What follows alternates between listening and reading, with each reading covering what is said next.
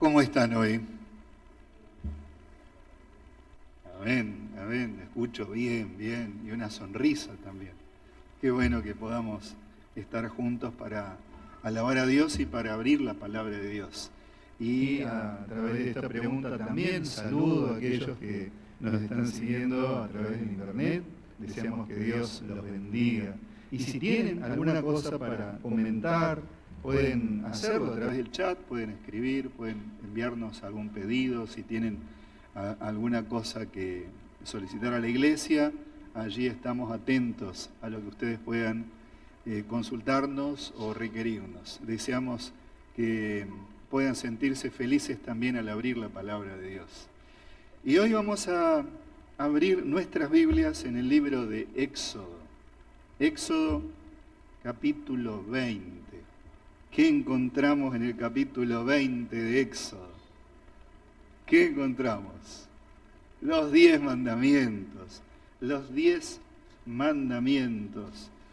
Muchas veces decimos que si la sociedad siguiese los 10 mandamientos, hoy no tendríamos la violencia que existe en el mundo, no tendríamos los problemas serios, ni guerras, ni tantas cosas que pasan, ¿no? Si la sociedad siguiese los 10 mandamientos. Y el Señor por algo dejó estos mandatos. Y vamos a concentrarnos en el versículo 7. Éxodo capítulo 20, versículo 7. Este es el tercer mandamiento. Vamos a reflexionar en esto. ¿Qué podemos extraer de este mandato? ¿En qué nos involucra a nosotros? Y el versículo dice, no tomarás el nombre de Jehová tu Dios en vano, porque no dará por inocente Jehová al que tomare su nombre en vano. Este es el tercer mandamiento, no tomar el nombre de Jehová Dios en vano. ¿Qué significa esto? En primer lugar, tengamos presente que para el antiguo Israel, el nombre era más que solo una identificación. El nombre era más que solamente algo que tu padre o tu madre te daba para que te identificaras. El nombre implicaba la persona. No podemos separar. En el antiguo Israel decir nombre es como decir la persona.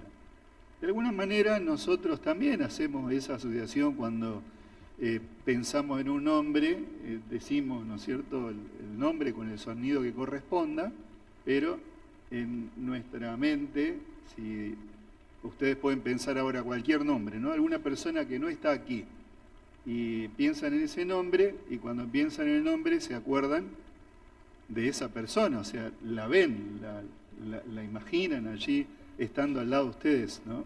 Pero en el antiguo Israel era más que aún solo recordar una figura, implicaba todo lo que tenía que ver con esa persona. Por eso cuando aquí el texto habla de no tomar el nombre de Dios en vano, está hablando de algo que supera el solo hacer mención al nombre de Dios, va más allá, ¿no? En cierta oportunidad un misionero llegó a una casa, allí había una familia, y entonces la familia comenzó a presentarse con alegría, con mucha simpatía. La primera que se presentó fue la mamá y dijo, bueno, mucho gusto, qué bueno que venga a visitarnos, a saludarnos, a acompañarnos. Soy María Pérez. Bueno, el misionero la saludó y después siguieron los hijos. Y se presentó uno de los varones y entonces aquel varón dijo, soy José Hernández. Bueno, también con una sonrisa, una alegría. Y siguió una hija y dijo, yo soy Julia Pérez. Y siguió otro hijo y dijo, yo soy Emilio Hernández. Y aquel misionero quedó pensando, ¿no? Porque era una familia, dijo, raro, porque aquí se presentó un hijo y dijo que era Hernández y después otro que era Pérez. Quedó pensando, ¿no? Y al darse cuenta de lo que estaba pasando con este misionero, ellos sonrieron y le dijeron, no, le vamos a explicar. Dice, sucede que cuando papá se enteraba de que uno de nosotros había nacido, él festejaba. ¿Pero cómo festejaba?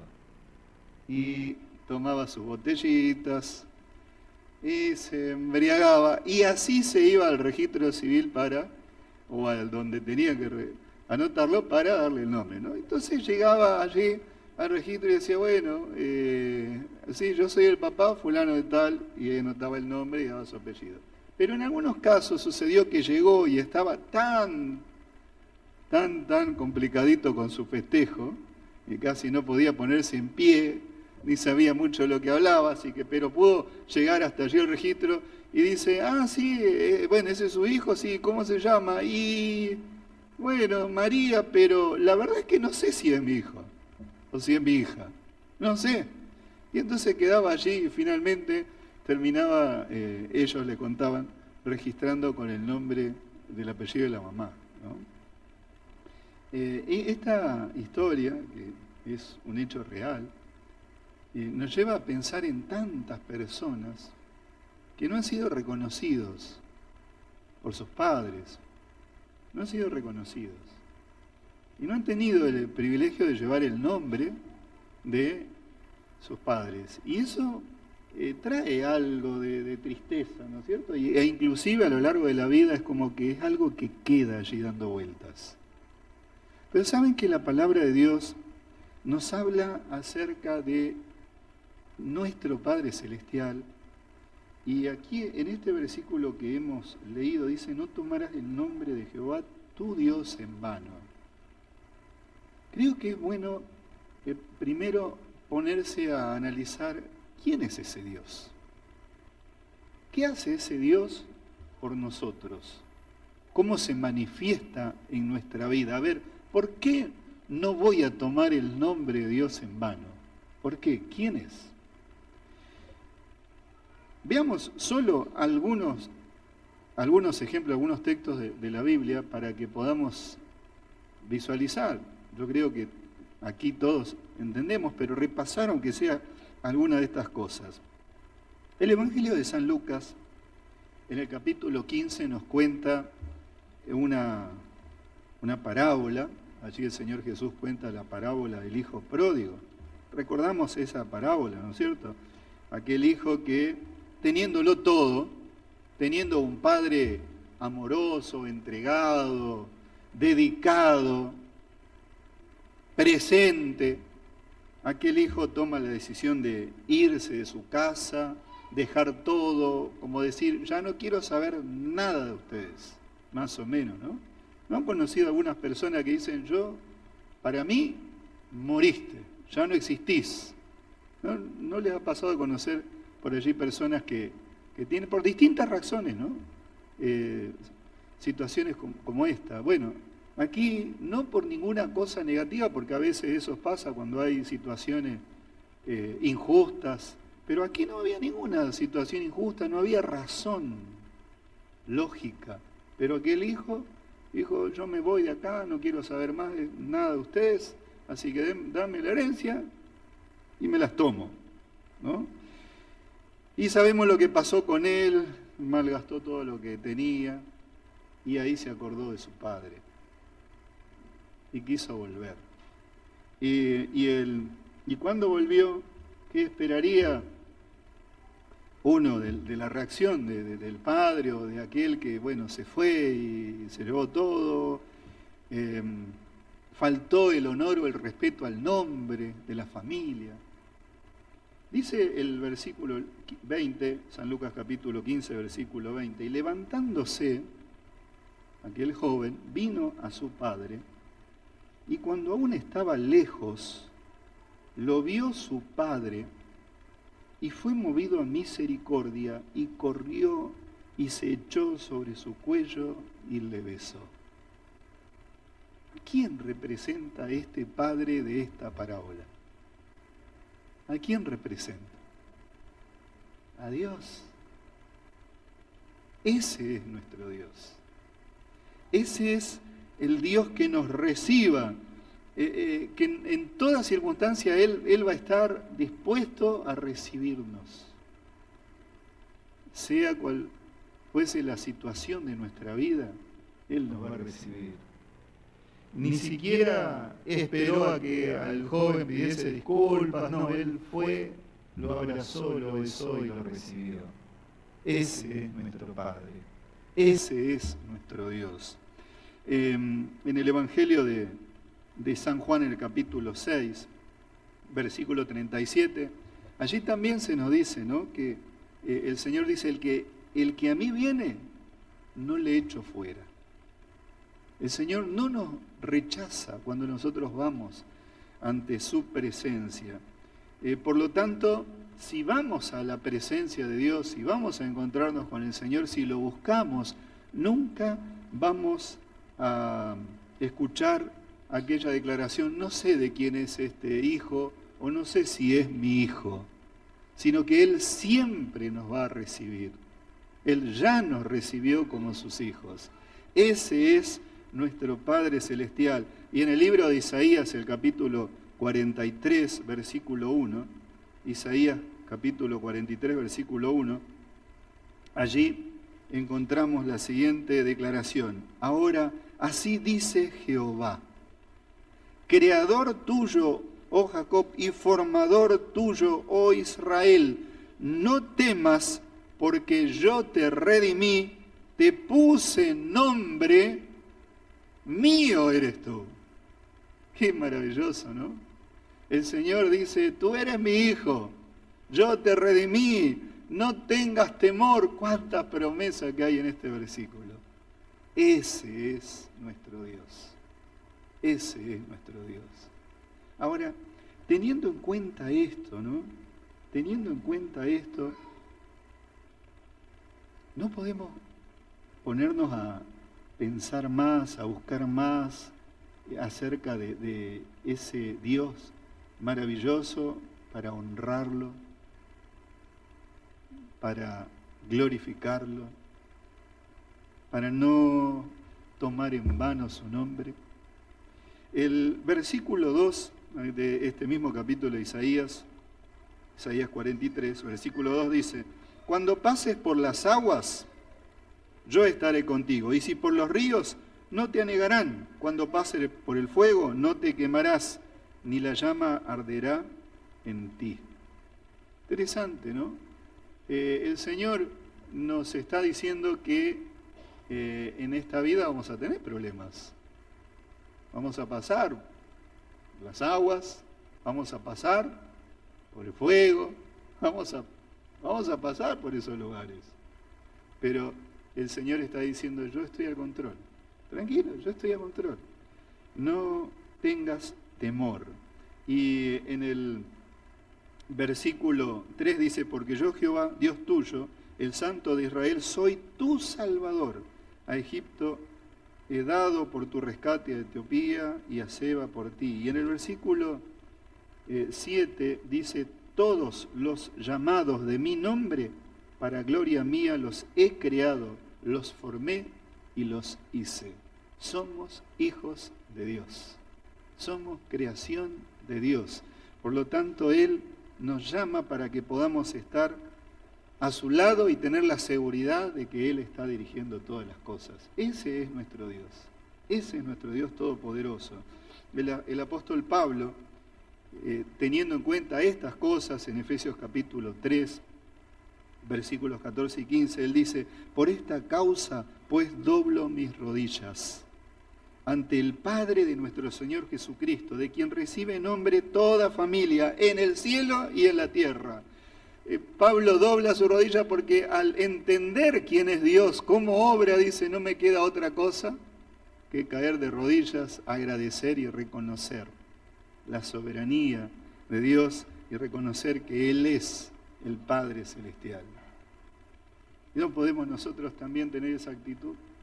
Doblar nuestras rodillas delante del Señor por lo que Él hace por nuestras vidas, por cómo Él nos recibe. Ahora, una pregunta surge luego de este análisis. ¿Cómo podemos nosotros llevar ese nombre? ¿Cómo podemos ser reconocidos que somos hijos de Dios? En el Evangelio de San Mateo, el capítulo 28, versículo 19, hoy lo citábamos hace un rato aquí en la iglesia, allí el Señor Jesús le da una indicación a sus discípulos. ¿Y qué les dice? Id y haced discípulos a todas las naciones, bautizándolos en el nombre del Padre, del Hijo y del Espíritu Santo. ¿Cómo damos testimonio nosotros de que somos hijos de Dios? De que reconocemos a ese Padre Celestial, de que no queremos tomar el nombre de Dios en vano. ¿Cómo hacemos eso? Bueno, aquí Jesús está diciendo que lo reconocemos y llegamos a ser parte de la familia de Dios cuando nos entregamos al Señor a través del bautismo. Cuando nosotros nos bautizamos, el Señor está diciendo ahora, tú eres mi hijo amado. Te has entregado. Por eso es importante que nosotros podamos tomar la decisión de entregarnos al Señor y no demorar esa decisión, porque cuando damos el testimonio público de entrega a través del bautismo, estamos diciendo, Dios es mi Padre y yo quiero seguir a mi Padre y quiero honrarlo.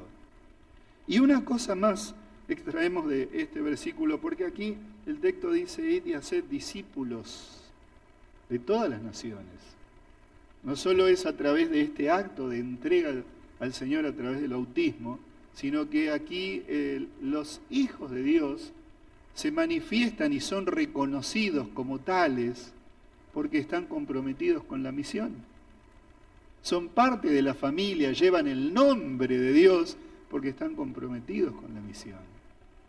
Dos cosas elementales, fundamentales para ser reconocidos de que somos hijos de Dios. Ahora bien, los hijos se suelen parecer a los padres, ¿no es cierto? ¿A quién le decían que te parecías? Cuando los que ya son adultos, ¿no? Cuando eran niños, generalmente cuando son niños, ¿no? ¿A quién les parecía que eras parecido? ¿A tu papá, a tu mamá, a un tío? Allí uno escucha cuando hay un bebé o un niño, tiene la nariz de la mamá o tiene la nariz del papá. O uno dice, no, a mí me parece que tiene más rasgos del papá, salió a la familia del papá y otro, no. O sea, los hijos se parecen. Y aunque en algunas circunstancias por allí los hijos quieran no parecerse, no se puede negar, ¿no? No se puede negar, en ciertas cosas no se puede negar que allí están nuestros padres. Los hijos se parecen. Ahora, nosotros somos llamados hijos de Dios. ¿A quién tendríamos que parecernos entonces? ¿A quién tendríamos que parecernos? A nuestro Padre. Pero es llamativo que los primeros que ven los rasgos para ver los parecidos no somos nosotros mismos, sino son las otras personas. Los que comienzan a decir, sí, mirá, el nene es parecido a la abuela, por ahí dice alguno, ¿no? O es parecido al tío o a la tía. ¿Y quiénes son los primeros que ven? Los otros. Por lo tanto, aquí también, cuando hablamos acerca de parecernos a Dios o ser reconocidos como Dios, como hijos de Dios, ¿quiénes son los que tienen que darse cuenta? Primero, la gente que nos rodea. Ellos son los que tienen que decir, me parece que tú eres cristiano. Podría ser una declaración. O me parece que tú vas a alguna iglesia. Otra declaración podría ser, ¿no? O qué tranquilidad que tenés, qué paz que tenés. ¿Por qué? ¿Vos sos cristiano? las otras personas deberían ser las primeras en reconocer que somos hijos de Dios. Y saben, si en verdad somos hijos de Dios, nos parecemos. Nos parecemos. Nos tenemos que parecer. En el Evangelio de San Mateo, el capítulo 5, versículo 44 y 45, allí noten lo que dice la palabra del Señor. Pero yo os digo, amad a vuestros enemigos. Bendecid a los que os maldicen, haced bien a los que os aborrecen, y orad por los que os ultrajan y os persiguen, para que seáis hijos de vuestro Padre que está en los cielos, que hace salir su sol sobre malos y buenos, y que hace llover sobre justos e injustos. ¿Es nuestra actitud como esta? Porque nosotros, como hijos de Dios, tenemos que parecernos al Padre. Pero esto no es muy sencillo, ¿no? Pero en la medida que estamos en comunión con el Padre, nos vamos pareciendo. A veces se dice de algunos matrimonios que ya son parecidos en la forma de caminar, en la forma de hablar, etcétera, ¿no? Porque ahí está la contemplación, el compartir tanto. Y cuando nosotros compartimos tanto con Dios, estamos tan en comunión con Él, comenzamos a parecernos a las cosas que se dice en la Biblia de Él, de nuestro Dios. Y Él nos llama para eso. Pero volviendo al versículo que habíamos leído al principio, ¿cómo podemos tomar el nombre de Dios en vano? Ese Dios tan maravilloso del cual hemos hablado. Tomar el nombre de Dios en vano, en primer lugar, sería llamarnos a nosotros mismos como hijas o hijos de Dios y continuar nuestra vida sin tener cambios en nuestra vida. Decir, yo soy cristiano, pero vivo a mi manera y como yo quiero. Pero yo soy cristiano, yo respeto a Dios, a mi manera yo creo, hago. Tomar el nombre de Dios en vano es llamarse hijo de Dios sin dejar que Dios haga los cambios radicales en nuestra vida.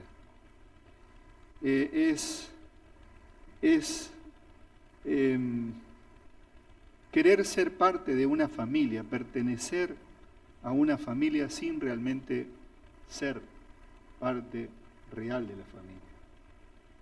Ahora, Dios nos llamó a todos nosotros para que podamos ser parte de su familia. Él dice, yo te llamo, tú eres mi hijo, te voy a recibir. Pero nosotros podemos quedarnos allí, y solo con la voluntad de Dios de recibirnos y nosotros pretender ser cristianos sin seguir los principios, las verdades que el Señor nos enseña en su palabra. No podemos serlo. Eso es tomar el nombre de Dios en vano. Y el texto dice que cuando una persona toma el nombre de Dios en vano, eso no va a quedar así nomás. Porque, en otras palabras, tener esta actitud, hermanos, es rechazar a Dios. Tal vez inconscientemente, pero es rechazarlo porque es no estar dispuesto a hacer la voluntad de Dios y seguir las reglas, las pautas de la familia de Dios. La palabra vano, aquí traducida como vano, podría también traducirse como falsedad. Tomar el nombre de Dios falsamente, diciendo yo soy cristiano, ¿no?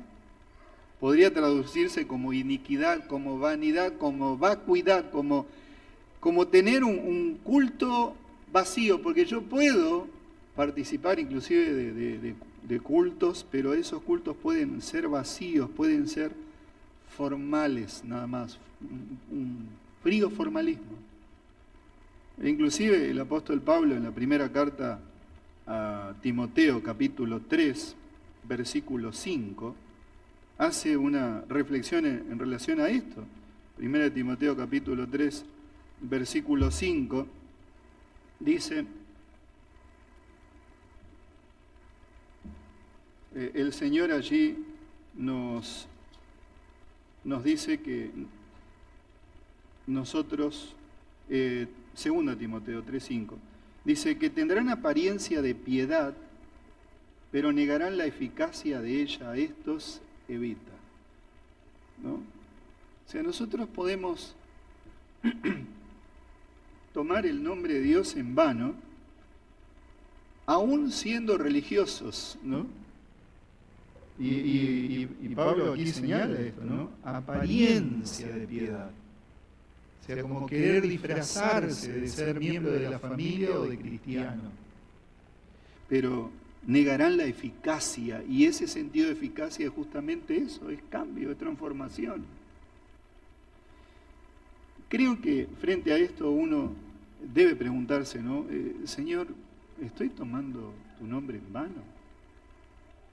¿Me está faltando comprometerme más contigo, estar más en comunión contigo, siguiendo tus principios, haciendo tu voluntad? ¿Cuánto vale el nombre? ¿Cuánto vale un buen nombre? En cierta oportunidad una mujer muy famosa fue acusada por un medio, por un periódico, de que ella dejaba a su pequeña en la casa y que salía a hacer cosas indebidas mientras su pequeña quedaba sola en la casa. Aquella mujer se animó a hacer una demanda a aquel periódico y tuvo éxito en su demanda, y el juez la escuchó, aceptó la demanda, y la mujer dijo que su buen nombre valía más de 1 millón de libras, ¿no? Más de 1 millón de libras. Y aquel periódico tuvo que ponerse con ese 1 millón de libras, ¿no? Por decir algo que era falso. ¿Cuánto vale un buen nombre, hermanos? ¿Cuánto vale? Casi diríamos que no tiene precio, ¿no? Pero nosotros sabemos que humanamente somos pecadores, pero cuando nos entregamos al Señor y somos parte de la familia de Dios, Él nos dice, ahora eres mi hijo. Y en Apocalipsis dice, yo te voy a dar un nombre nuevo. Y ese nombre sí que vale, ¿no? ¿Saben lo que vale? Vale ser parte de la familia por la eternidad. No tiene precio eso, no tiene precio. Y el Señor nos invita para que nosotros podamos honrar el nombre de Dios. Otra manera de tomar el nombre de Dios en vano tiene que ver con, allí sí, hablar de Dios de una manera descuidada. En el libro de Romanos, capítulo 2, versículo 22 al 24, allí leemos lo siguiente. Romanos capítulo 2, versículos 22 en adelante. Tú que dices que no se ha de adulterar, ¿adulteras? Tú que abominas de los ídolos, cometes sacrilegio. Tú que te jactas de la ley, con infracción de la ley deshonras a Dios, porque como está escrito, el nombre de Dios es blasfemado entre los gentiles por causa de vosotros. O sea, fíjense que lo que aquí está diciendo el apóstol es que nosotros podemos deshonrar el nombre de Dios delante de las otras personas a través de nuestro testimonio, ¿no? Y de esta manera también tomamos el nombre de Dios en vano. Cuán importante es entonces que podamos ser fieles a Dios y consecuentes con lo que el Señor nos enseña. En el libro de Levítico, en el capítulo 24, hay una historia. Es tal vez uno de los relatos un tanto llamativo, aunque el mandato del Señor está expreso en muchos lugares: no tomarás el nombre de Dios en vano, porque el Señor no dejará sin represión al que tomar el nombre de Dios en vano. Pero aquí en Levítico 24 se cuenta de una persona que comenzó a hablar con otro y comenzó a maldecir el nombre de Dios. Y entonces aquel hombre fue llevado ante Moisés. Moisés oró, pidió la dirección de Dios, y aquel hombre fue condenado, fue apedreado. No hay muchos relatos en la Biblia donde se mencione que una persona haya sido ejecutada porque Dios aprobó eso. Aquí el texto da a entender eso, ¿no? Moisés pide la dirección y el Señor dice, bueno, los que son testigos, importantes, ¿no? Dice, vayan los testigos y pongan la mano sobre él. Y allí aquel hombre fue apedreado. Queridos hermanos, nosotros también podemos llegar a deshonrar el nombre de Dios cuando tomamos el nombre del Señor de una manera vulgar, con un doble sentido. Hay muchas formas de hacerlo, ¿no? A veces queriendo tener una palabra de humor por allí, podemos hacer mención a Dios o a las cosas de Dios. Y aquí la palabra del Señor nos está diciendo que tenemos que tener mucho cuidado, porque Dios es santo, Dios es todopoderoso, Él es bondadoso, nos recibe, nos ama, pero su nombre es santo. Y en ningún momento nosotros debemos tomar su nombre con liviandad, o las cosas de Dios con liviandad. Debemos ser cuidadosos y pedirle al Señor que Él nos ayude para que podamos también ser reverentes cuando nos encontramos con Él, ¿no? Y por supuesto que Él está dispuesto a recibirnos. Cuando leemos los mandamientos anteriores podemos entender algunas cosas en conjunto, ¿no? El primer mandamiento, el segundo y el tercero. El primer mandamiento nos insta a amar a Dios. No tendrás dioses ajenos delante de mí. Y a colocarlo en el centro de nuestra existencia. Y el segundo mandamiento nos aclara: no tenemos que postrarnos, no tenemos que tener dioses falsos, adorar ídolos, etc. No tenemos que hacer estas cosas. Pero el tercer mandamiento, tomando en cuenta estos dos primeros, nos está confrontando allí con una pregunta, ¿no? ¿Qué vamos a hacer? ¿Cómo vamos a honrar a Dios? ¿Qué decisión vamos a tener? El tercer mandamiento está como sintetizando estos dos primeros. ¿Amamos a Dios? Entonces, si amamos a Dios, lo vamos a poner en el centro y no vamos a tener otros dioses. Y vamos a respetar su nombre porque su nombre es santo. La pregunta es, ¿qué decisión tomas al respecto? ¿Cuál es tu decisión? ¿Cuál es tu decisión? Y por otro lado, ¿aceptás la invitación que te extiende el Padre Celestial a que vayas a Él? ¿Lo vas a colocar en el centro de tu existencia? ¿Estás dispuesto a unirte a la familia de Dios, llevando su nombre con dignidad e imitando el carácter de Dios en tu vida? ¿Está eso en tu corazón? ¿Cuántos le dicen hoy al Señor: Señor, yo quiero honrarte? Soy imperfecto, tengo muchos defectos, pero quiero honrarte, querido Señor. Quiero honrar tu nombre y no tomarlo en vano, y ser consecuente en mi vida, en mi decisión y en mi manera de vivir la fe y lo que enseñas en tu palabra. ¿Cuántos le quieren decir al Señor eso? Amén, amén. Que el Señor nos bendiga y alabado sea nuestro Dios Todopoderoso, porque Él nos ha hecho sus hijos, cada uno de nosotros.